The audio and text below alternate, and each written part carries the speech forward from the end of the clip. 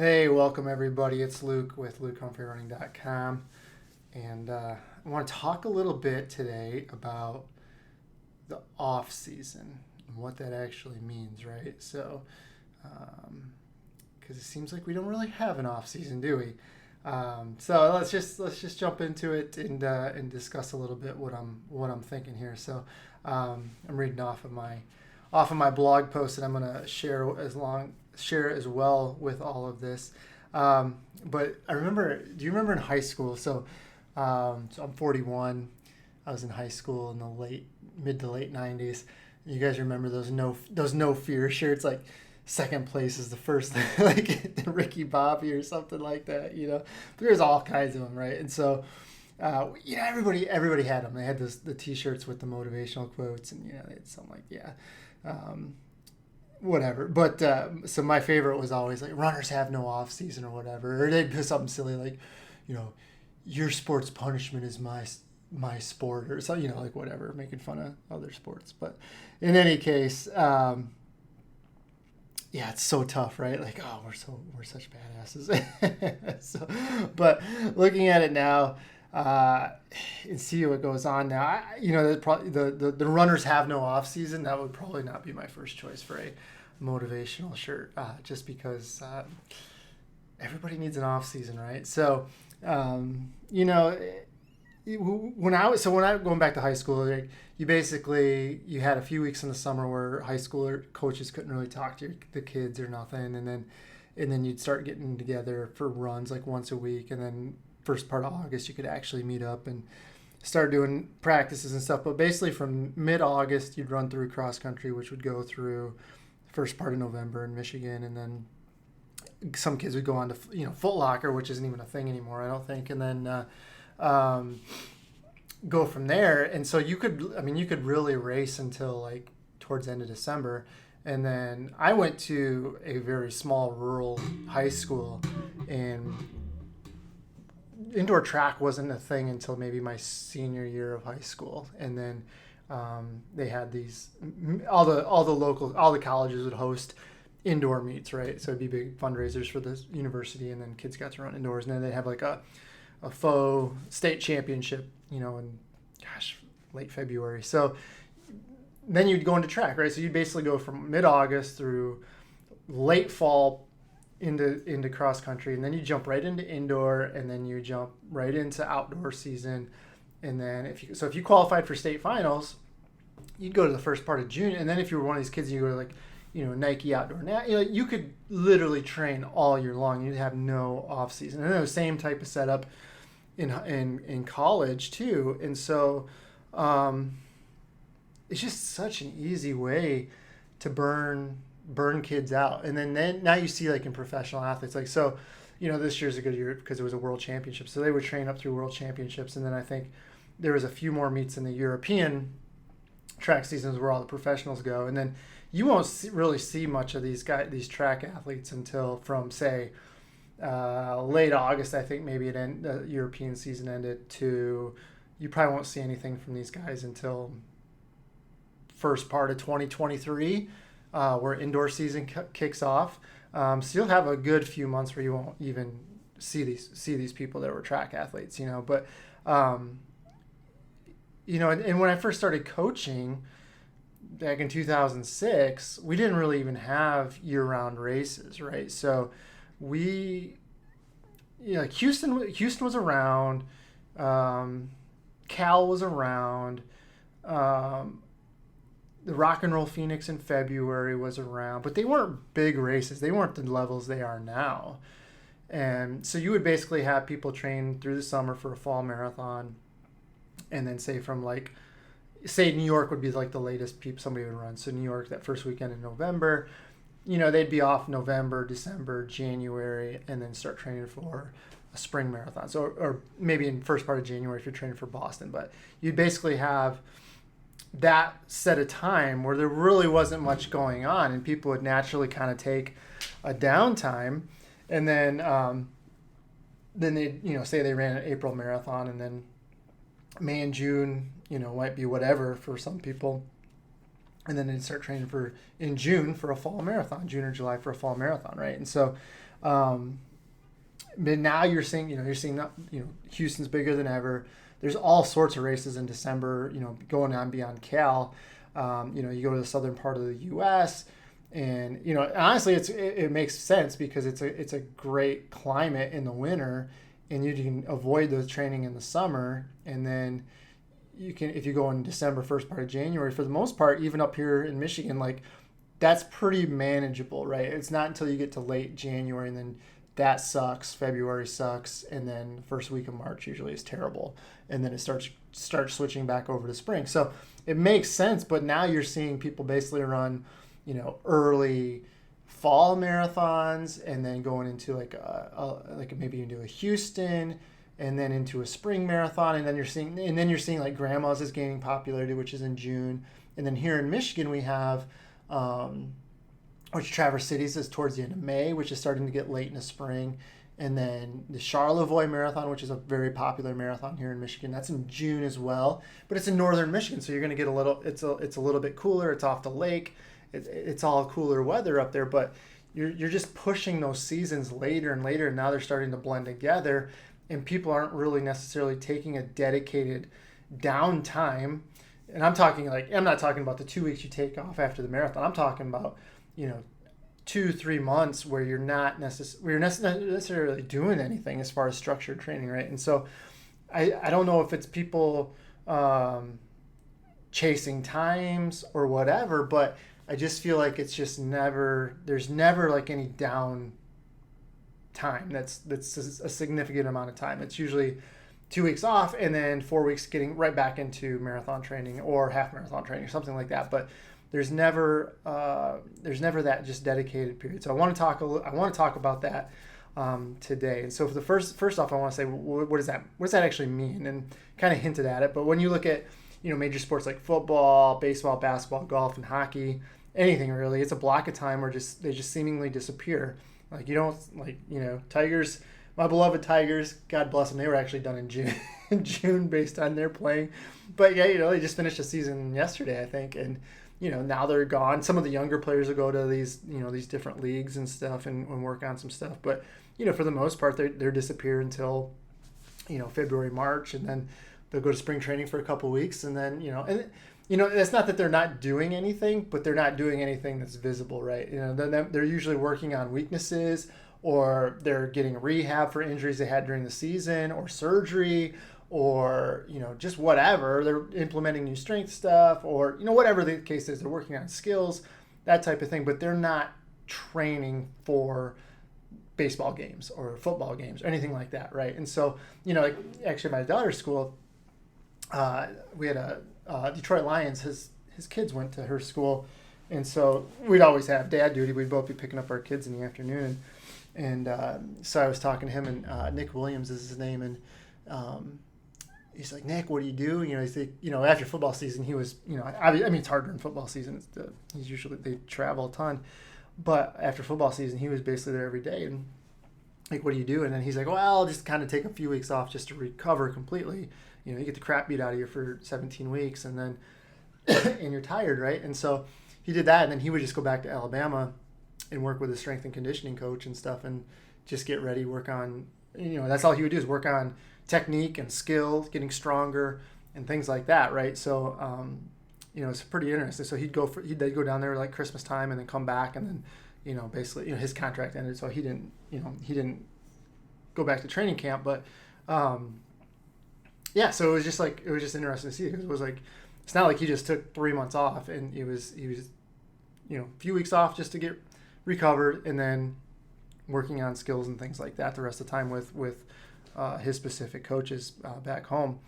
But for me, running off season for running, some people might call it a base running program, but it could be different from base too. It could just be, truly an off season.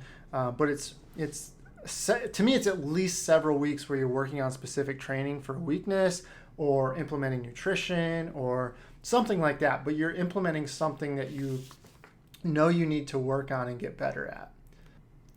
So, or it is just a generally unstructured time where you're running and recovering and just kind of having fun with running. I think there's two different ways to look at it, but it's a dedicated block of either something very, very specific that's a weakness or something that's very general and rest and recovery type of thing, but it's a big block of time.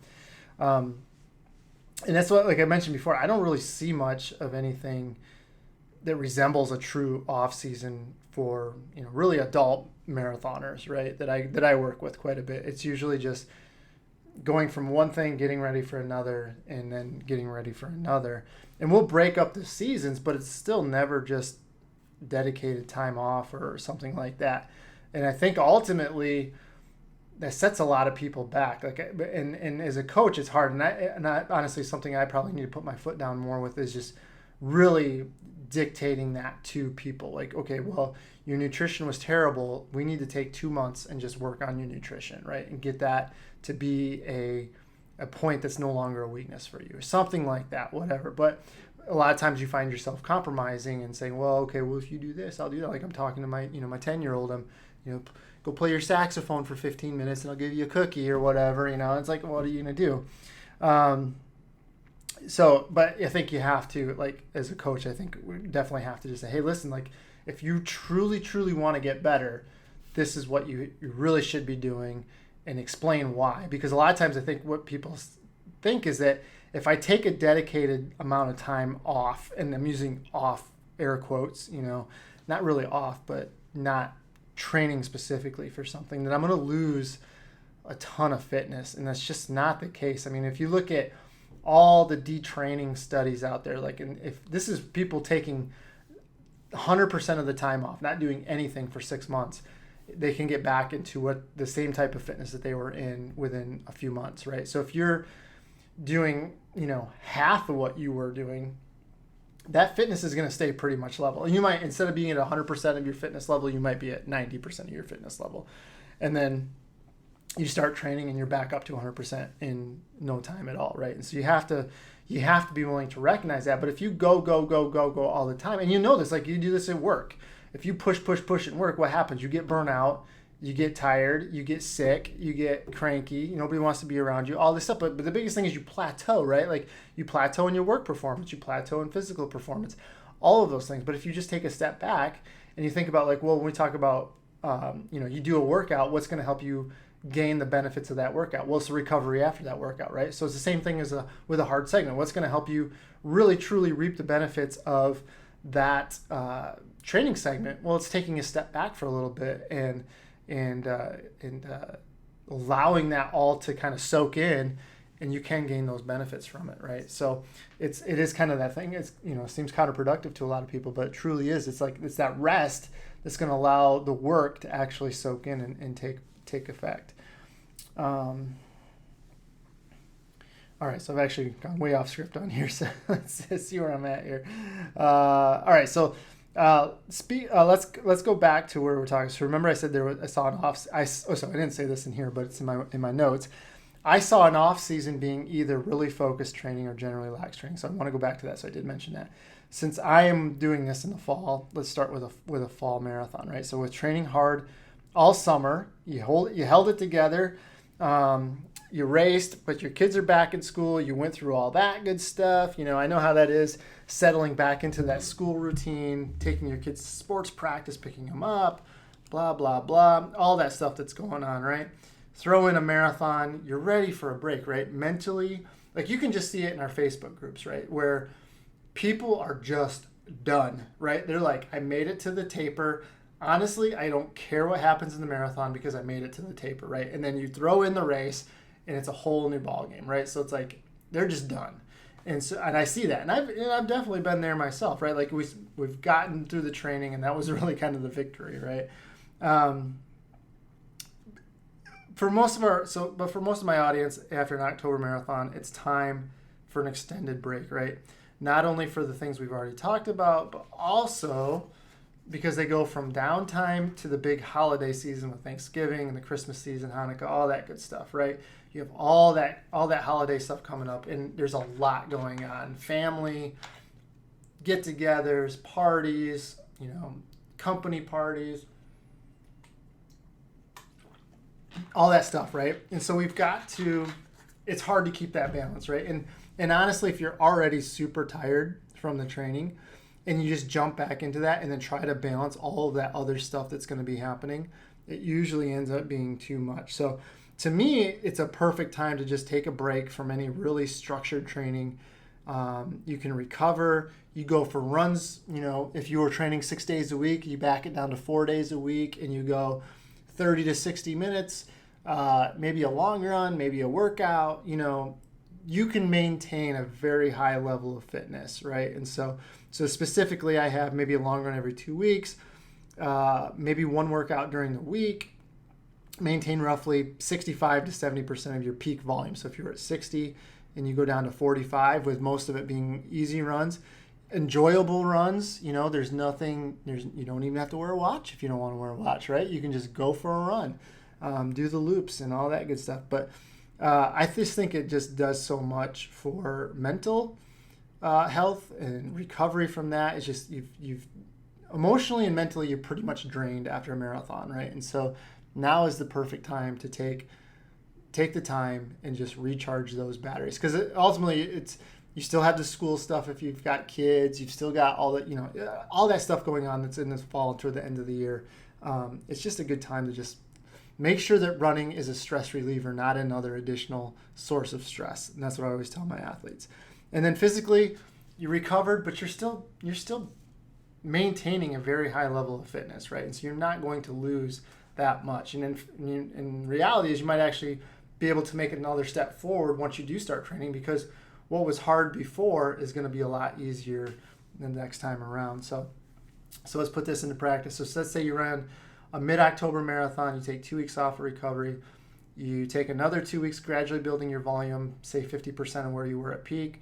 So if you peaked at 60 miles, you'd be at 30 miles a week after 2 weeks of running.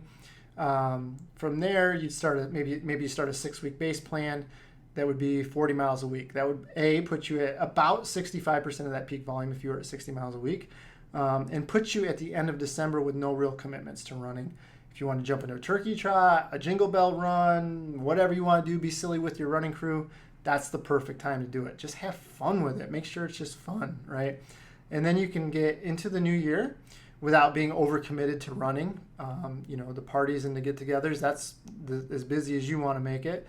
And hopefully you're ready to get back out there, right? Like if you're not really excited to be training and you just jump right into it, that's another thing. Like it's not going to end well. If you take that time, you get that itch back to run another marathon and really train for a marathon. Kind of forget about the pain of the marathon you just did, right? And then you're a lot more motivated, and so that'll help out big time in the spring. I just find when we try to push too hard through this time frame, we lose interest later on. If we start a segment already depleted and mentally and a little bit physically, then it's hard to stay motivated for another 4 to 5 months. And in terms of progression, it's like with doing the workouts. Like I said, it's not necessarily the workout that makes you fit. It's the recovery where the adaptations take place. So taking that recovery after a hard segment is where those adaptations can fully take hold. So if you want base plans, access to all the plans, I've got links in the blog or show notes. So we'll go ahead and take a look at those. The second scenario is where we really want to focus on something that's a weakness or even non-existent in our training. Big area for a lot of the athletes I work with is overall speed. And in the winter, it doesn't really make sense for people who are dealing with cold, snow, and wind for a few months, right? Like it's just not probably the best time to work on our overall speed. But if they ran a spring marathon, the idea of starting a marathon and training again in June is not really a big motivator either, really. So a good time to reduce volume, increase intensity is after a spring marathon, where they can do some fast stuff during the summer, where it's not going to be as hard on them as doing, 6-8 mile tempo runs all through June and July.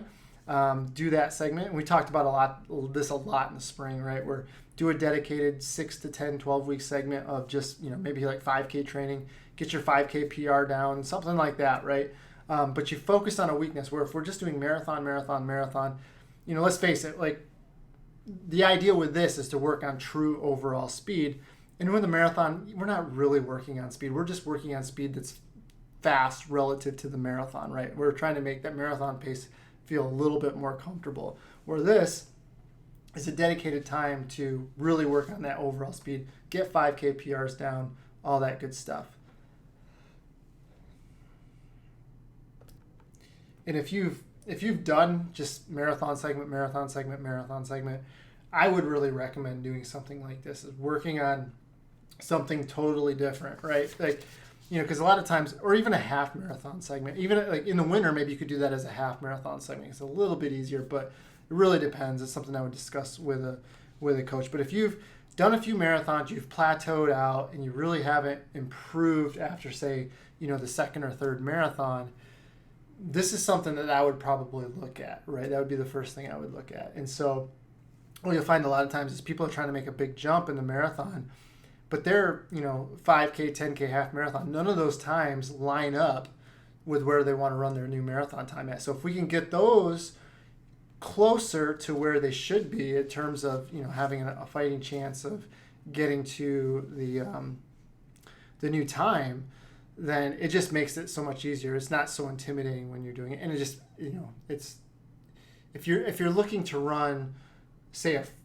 4-hour marathon and your half marathon PR is 2:05, it's a little daunting, right? Because now you've got to run 2 half marathons faster than you ever run, back to back faster than you've ever run one, right? And so if we can get that down to 3:50, now all of a sudden you're like, okay, I can come through in 4 hours or 2 hours, and I can do that again, right? And so it just makes things so much easier. It just works on things that we know we need to do, but a lot of times, let's face it, we get older and we just don't want to do it, right? We're like, I'm an adult, I can make that decision, and my decision is not to work on that, and so I'm just going to do what I like doing.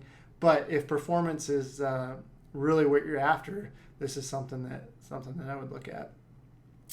And then again, here, 60 to 70% of your peak volume is just fine for speed segment. So if you're running 60 miles a week for the marathon, you run 40 you want to train 40 for a 5K, you can get a lot done, 40 miles a week in a speed segment. Your workouts aren't as long, your long runs aren't going to be as long, so that automatically pulls your peak mileage down. So you can definitely run very, very well off less mileage for a shorter distance. And then you may also want to consider something that doesn't involve your training, and this might be something like strength training or nutrition. Maybe that's holding you back. Maybe it's holding you back as some habits. So take time in the down period to really make an effort to establish those new habits. It's going to take 6 to 8 weeks to establish those habits, right? So whether maybe it's just eating breakfast or drinking 100 ounces of water a day, whatever it is, it's just going to take time to instill as a habit. And so you need to make sure that you have that time. You're not adding a bunch of other stuff onto that as well. And then it just makes it harder to actually make it a habit.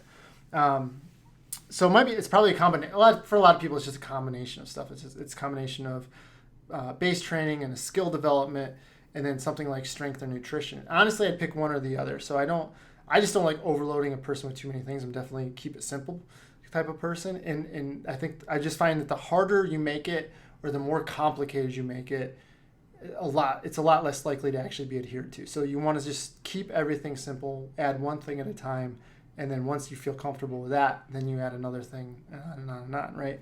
And just recognize that these are both there's going to be long-term projects, but the best time to start is when you're in off-season, when everything else is at a lower level, and you can dedicate more time to establishing those new habits and those new routines and things like that.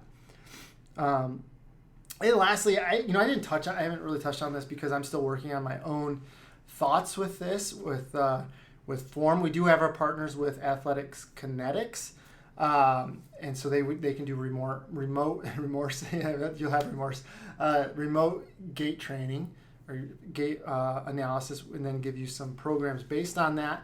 But I would like to maybe start doing my own things with that as well. But and we can get into whether form is cueing or strength or habit, whatever the case. It's probably a combination of those things. But strength training will probably help with form. But if you're chronically injured or you just get to a point where your form is actually holding you back, then it's something that you might need to look at. But maybe that's something that you want to investigate, right? And during an off season would be perfect timing for that. But the bottom line is that if we push the envelope nonstop, we plateau out, right? And we never work on skills, we never recover, and we never just even just take a mental break from hard work, because training is hard work, and we make a lot of sacrifices to train for marathons and things like that, and our families make a lot of sacrifices for those things as well. And so honestly, it's just in everybody's best interest, right? You take a break, and if that break is over the holiday period, that's probably a good thing too, right? But in all seriousness, if we don't ever take that kind of down period of time, I feel like we just plateau out way sooner. And you'll see people that have a lot of success over the first 2 or 3 years of training, and that's all they do is train. But you see those people level off, and then they get frustrated, and they spend another 2 or 3 years wondering why they're not getting faster, and maybe they bounce around from coach to coach or system to system. And the truth is, they probably just need a break, or they need to work on something that they're not very good at, because they've taken where they're currently at about as far as they can go. And if they just keep pushing the envelope, it's going to end up being a lot harder to have more breakthroughs. I truly believe that.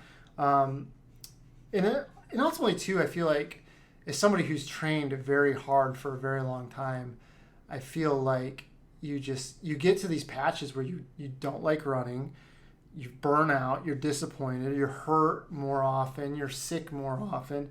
And so, to me, I've always thought, when I was professional, I was like, well, when it becomes a job, I won't do it as professional anymore. And I still love it. I just got old. But and I still like training hard, and I still enjoy it. But there's definitely times where, like when I was chasing after a trials qualifier for 2020, it just got so old, right? Because it was literally, I kept chasing the time. So it was literally just running marathon after marathon after marathon after marathon. And I should have just taken my own advice in this.